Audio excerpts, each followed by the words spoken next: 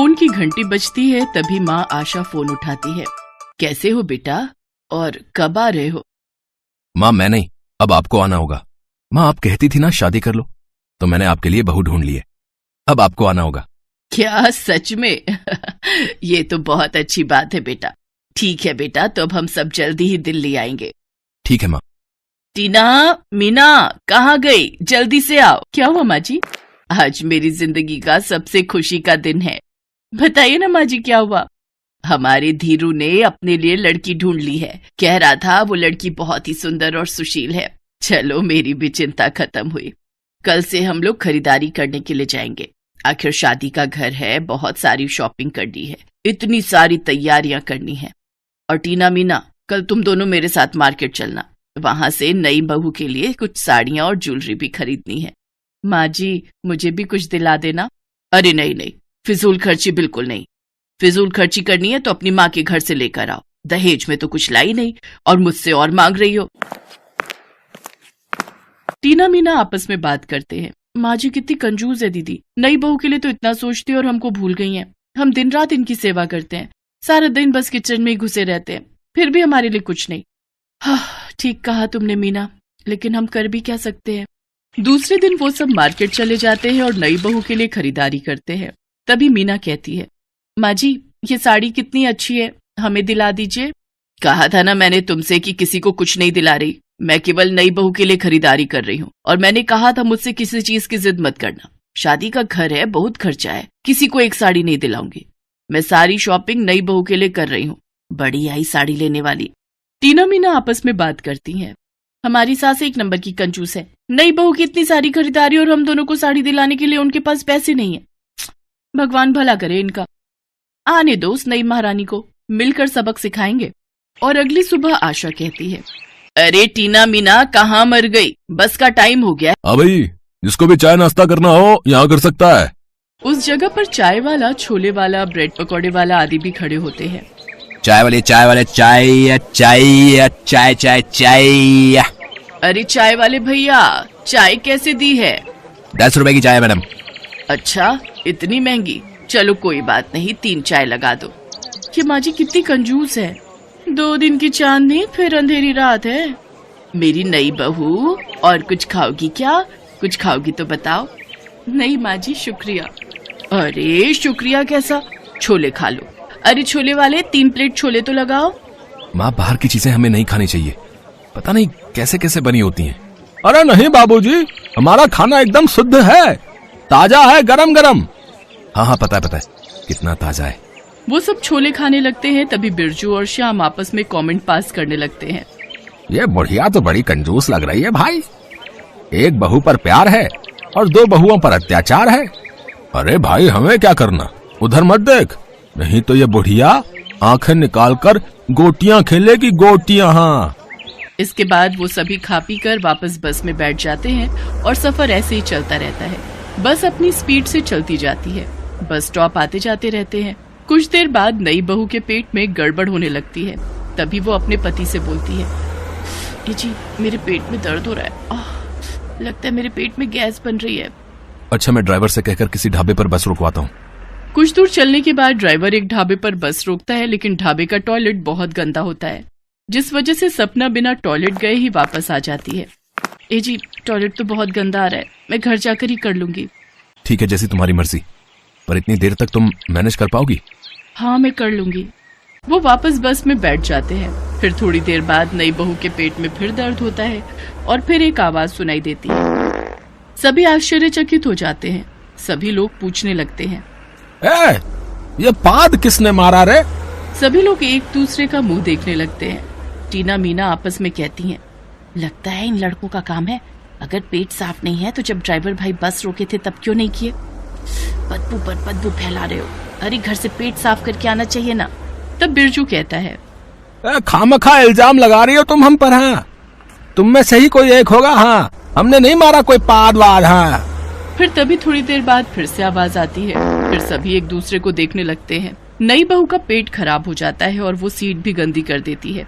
तभी वो लड़के कहते हैं, अरे अरे क्या देखना पड़ रहा है, इतनी बदबू, थोड़ी देर और बैठा तो मैं यहीं बेहोश हो जाऊंगा। हाँ देखो तो पता नहीं कहाँ कहाँ से आ जाते हैं लोग। ये बुढ़िया अपनी नई बहू की कितनी तारीफ कर रही थी। यहाँ तो बदबू के मारे दम निकला जा रहा है। बस में भी इतनी भीड़ है, कहाँ जाएं कहाँ बैठे। लगता है आज तो मैं मर ही जाऊंगा भाई। अरे बहू, तूने ये क्या किया? जब आ ही रही थी तो तुझे टॉयलेट जाना चाहिए था ना। जब ढाबे पर गई थी तब क्यों नहीं करके आई? यहाँ करने की क्या जरूरत थी? माँ जी, मैंने जानबूझकर नहीं किया, मैं मैनेज नहीं कर पाई। देखा माँ जी, कितनी देर से अपनी नई बहू की तारीफ कर रही थी, अब देख लीजिए इसके कारनामे। छी छी छी छी छी, राम राम राम राम राम। मैंने कहा था ना, भगवान के घर देर है अंधेर नहीं। देख लिया माँ जी, आपकी सुंदर नई बहू ने तो गृह प्रवेश से पहले ही गंध प्रवेश कर दिया है। ऐसा कहकर वो दोनों हंसने लगती हैं। अरे कमबख्त दोनों चुप हो जाओ, वैसे ही इतना दिमाग खराब हो गया और तुम मजे ले रही हो। अब मैं क्या करूँ इस बहू का? अरे बेटा, अब तू ही इसके साथ जा और इसकी मदद कर, ये काम तो मेरे बस का ना है। तभी बस अड्डे पर आकर बस रुकती है। धीरज सपना को लेकर सार्वजनिक शौचालय में जाता है, फिर कपड़े बदलकर सपना बाहर आती है। तभी आशा कहती है, जीवन में पहली बार ऐसा सफर करना पड़ा। चलो कोई नहीं, चलो बेटा, इस बहाने सबक तो मिला कि सफर में ज्यादा नहीं खाना चाहिए, किसी भी वक्त हमारा पेट खराब हो सकता है। और फिर वो सब अपने घर चले आते हैं। धीरज अपनी सुहागरात मनाने के लिए अपने कमरे में जाता है तो वो देखता है कि नई बहू सपना रो रही होती है। क्या हुआ सपना, तुम्हें अपने घर की याद आ रही क्या? नहीं। भूख लगी है? नहीं। फिर क्या हुआ है? पॉटी लगी है। हे राम।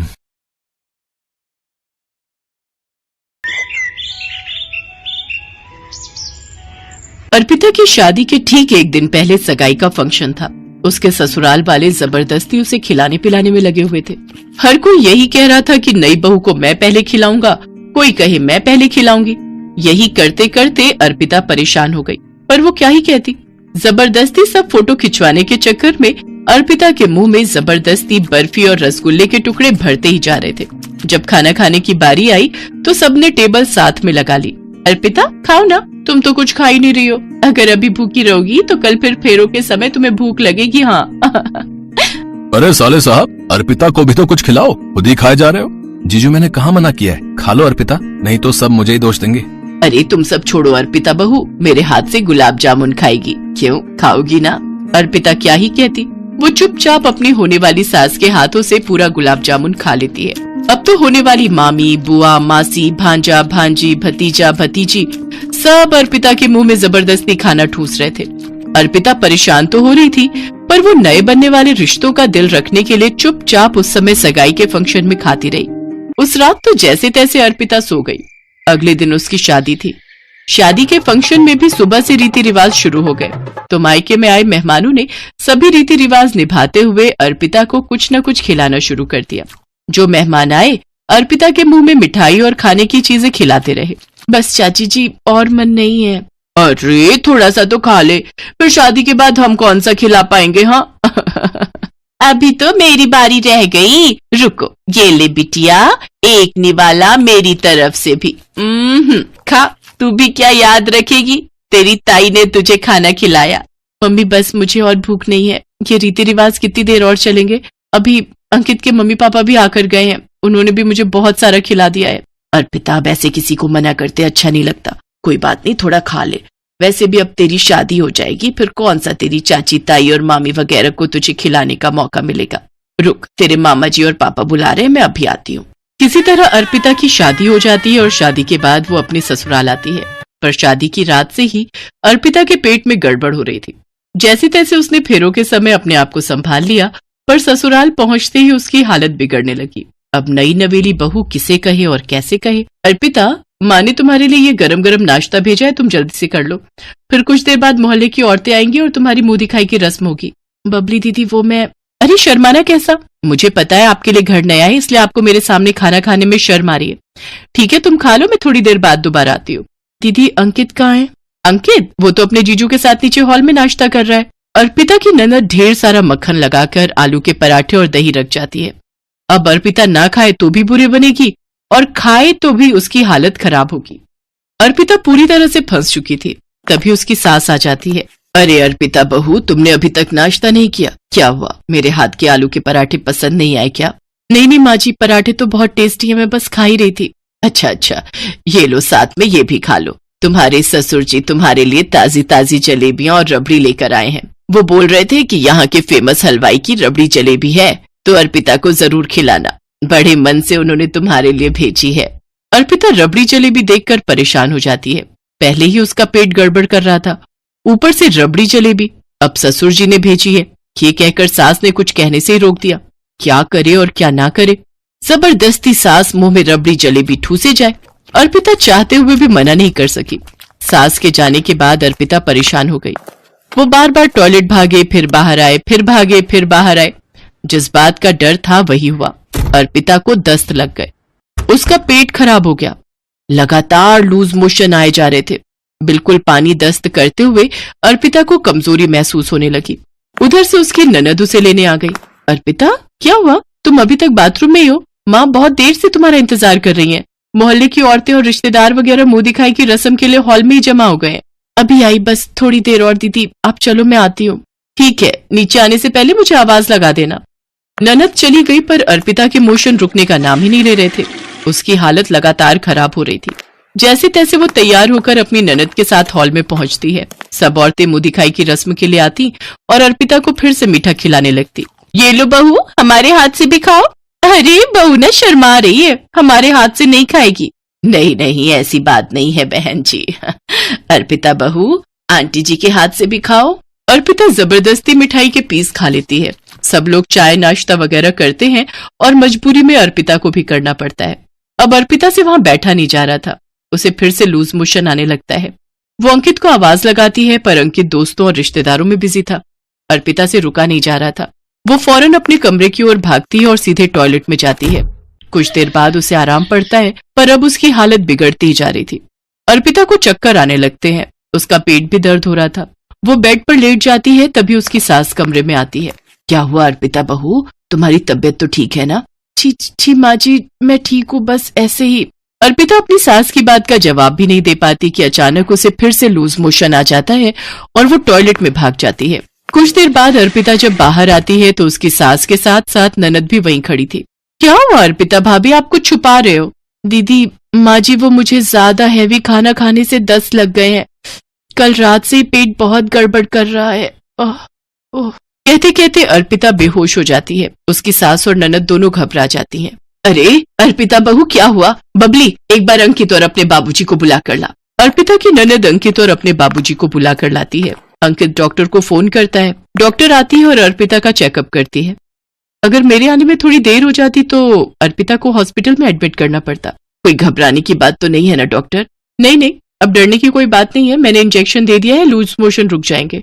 पर अर्पिता को बिल्कुल भी हैवी खाना नहीं देना, बहुत लाइट खाना देना है, जैसे जूस, फ्रूट्स, खिचड़ी, दलिया, दही वगैरह, और कुछ भी तला भुना या फिर ज्यादा मीठा नहीं देना। डॉक्टर अर्पिता को दवाई और इंजेक्शन देकर चली जाती है। कुछ देर बाद अर्पिता को आराम पड़ता है। अर्पिता बहू, तुमने पहले क्यों नहीं बताया? वैसे देखा जाए तो गलती हमारी ही है। हमें भी इस बात का ख्याल रखना चाहिए था कि बहू कितना ही खा पाएगी।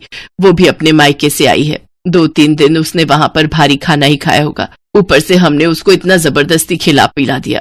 छोटा सा तो पेट है मेरी बहू का। हाय मेरी लाडो, देखो चेहरा कैसे मुरझा सा गया है। माँ, मैं अभी अर्पिता के लिए फलों का जूस निकाल कर लाती हूँ।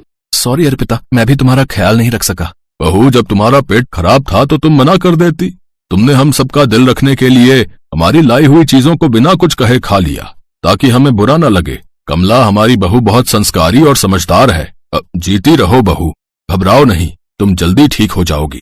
कमला, बबली, तुम्हें अर्पिता बहू का पूरा ख्याल रखना है, ठीक है? अर्पिता की मम्मी को भी फोन पर यह बात पता चलती है तो उन्हें भी बहुत दुख होता है कि अर्पिता को शादी से 2 दिन पहले भी इतना भारी खाना खाना पड़ा और वो सबका दिल रखने के लिए अपने मायके में भी किसी को मना नहीं कर पाई, और शादी के बाद वो अपने ससुराल में नई बहू बनकर आई तो भी किसी को मना नहीं कर सकी। सबको अपनी गलती का एहसास होता है। 1-2 दिन में अर्पिता ठीक हो जाती है। अब रिश्तेदारी में पहली रोटी खाने भी जाना था। इस बात को लेकर वो और चिंता में थी, पर इस बार उसकी सास ने सब कुछ संभाल लिया। अर्पिता बहू, चिंता मत करो। अगर रिश्तेदारी में पहली रोटी पर जाना है तो कम से कम 2 से 3 दिन का गैप होगा। लगातार हम भी तुम्हें रिश्तेदारी में खाने पर नहीं भेजेंगे। जब तुम्हारा जी चाहे तब जाना। अपनी सास की बात सुनकर अर्पिता खुश हो जाती है। वो खुश थी कि उसको इतना अच्छा ससुराल मिला था जहां परिवार के सदस्य एक दूसरे की परेशानी को समझते थे।